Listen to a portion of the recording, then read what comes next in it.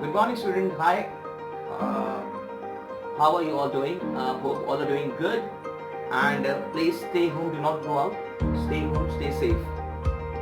Now, today we are going to do a chapter. We have already covered one poem, which was Lake Isle of Innisfree, right? Now today we are going to do a chapter number 2, which is this, an extraordinary field. Just have a look at this. I'm going to send you the picture of this chapter. Also, don't worry, for those who don't have books, I'm going to send you the chapter image also. So now, an extraordinary field, it's a real story of Jesse Owen. Now, who is actually Jesse Owen? Jesse Owen is an Afro-American, sorry. An Afro-American means the one who is basically from Africa but got settled down in America. His roots are from father, all are from Africa, but they got settled in America. So they've been counted in Americans. Now in this chapter, the author has explained the entire journey of Jesse Owens. Says that, how this boy coming up from a poor family, and in the end, because of the passion in sports, because the love in sports, make him participate in Olympic, and not one, not two, not three. In the end, he wins four Olympic medals, and becomes a hero of this country. So the entire journey from a poor family to how he have won 4 gold medals in Olympic of Jesse Owens, we're going to see in this chapter, right? And it's a real story. Okay, so let's start the chapter. We'll go line by line.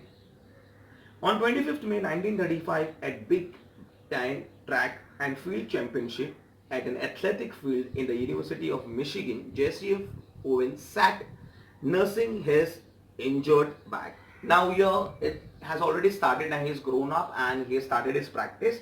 Now here this paragraph says us on 25th May 1935, he is sitting at the ground where he has to run and participate in Olympics.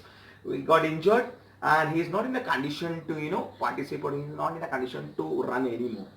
He is not really sure whether he would be able to complete even one race that day. So his condition is so bad that he feels like he is not able to do one more race ahead. He consulted his university coach Larry Sender, and they decided that Owen should just take one event at a time. So when he consulted his coach Larry Sender, he said, do not participate in 2 3 items in a day. Just do one item in a day. After each event, they would decide whether Owens would participate in the next, depending on how bad Owen's back felt. So after participating in one, after his first event gets over, they decide whether he is capable enough to go with the second event or not. At 3:15 p.m. Owen ran 100-yard dash. He finished with an official time of 9.4 seconds, equaling the world record. Now what happens? He took an event which was 100. One event was of 100-yard dash, 100-yard running. At 3:15, the race started and he finished at 9.4 seconds, which was an equal world record. He could not break the record. Neither he was lesser than the record. He could just complete the race in an equal time of the last one. 10 minutes later in the long jump event, Owen jumped only once to avoid straining his back. Now 10 minutes later, what he did is he again participated in one long jump. Jumpers usually get 3 jumps, of which the longest jump counts. So usually how they get qualified, they get 3 chances. Now they get, out of these 3, best of 3. They are qualified and taking the best of 3. So even he was being given a chance to go with a 3 attempt. As I said, jumpers usually get 3 jumps, for which longest jump counts. Incredibly, Owen bettered the world record by half a foot in his single jump. Now Owen could go for the record, a world record, by half a foot. He was just half a foot behind for the world record. This world record lasted for 25 years before it was beaten. So this record, what he has set out, was they were unbeaten for last 25 years. More was to follow. At 3:34 p.m. Owen ran in 220 yards. Now more important was a race which was at 3:34 p.m. where Owen has to run for 220 yard race, breaking the world record for that event too. he broke that record also. This is the second record he's breaking. And finally in 220-yard hurdles, Owen broke yet another world record. Now, being in such a bad condition, he went for the third event of 220 yard and he had broken that record also. Now, in the end of mere 45 minutes after he started, Owen had equaled one athletic record and broken three. Now, in the end, he participated in the fourth activity, which was of 45 minutes. After 45 minutes, he participated in one more event, which he could not break actually, but he could equal that record.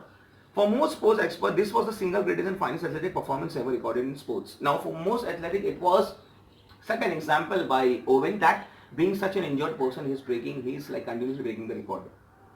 How did the son, the youngest of 7 children of a poor African American talent farmer from a rural America, become a world renowned athlete?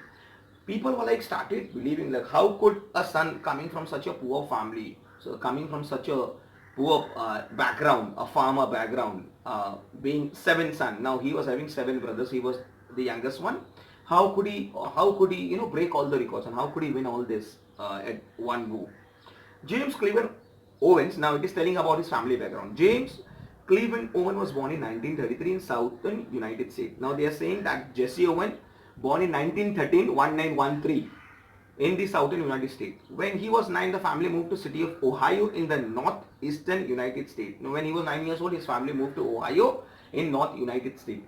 On being asked his name at this new school, he replied J.C. Owens. But the teacher misheard him and his name was noted in the school as Jesse Owen. He said, when he was asked by his teacher, like what is his name, he said J.C. Owen, but teacher heard it's Jesse Owen, and from that day his name, that Jesse Owen name, was stuck on him and he was known by Jesse Owen, but actually his name was J and C and Owen, James Cleveland Owens.